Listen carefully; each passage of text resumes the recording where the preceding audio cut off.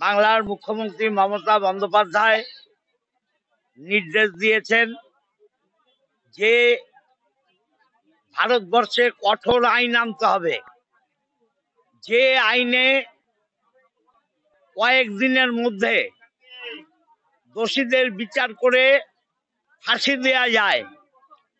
কেন্দ্রীয় সরকার এখনো পর্যন্ত নিশ্চুপ।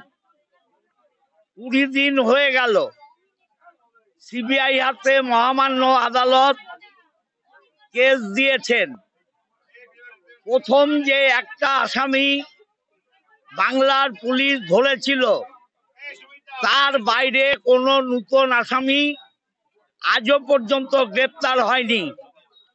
মূল অভিযুক্তদের গ্রেপ্তার এবং কঠোর আইনের দাবিতে আমরা তোলাপটক মোড় থেকে ঘড়ির মোড় পর্যন্ত মিছিল করলাম এবং 6টা পর্যন্ত এখানে অবস্থান করব।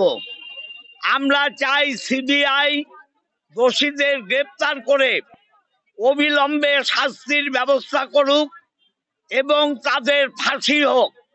এবং কঠোর আইন, যে আইন দেখে যারা এই নিম্ন মনের লোক, যাদের এই ধরনের মানসিকতা, তারা সেই সাজার ভয়ে কখনো ধর্ষণ এবং খুন করার মতো অপরাধ করবে না।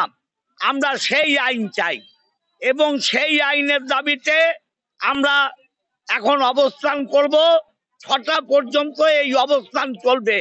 আগামীকাল মহিলা তৃণমূল কংগ্রেস কমিটি এই একই জায়গায় একই দাবিতে তারাও অবস্থান করবে দুপুর 1টা থেকে বিকেল 5টা পর্যন্ত। আমরা ধারাবাহিকভাবে এই আন্দোলনকে চালিয়ে নিয়ে যাব যতক্ষণ না দোষীদের সাজা হচ্ছে।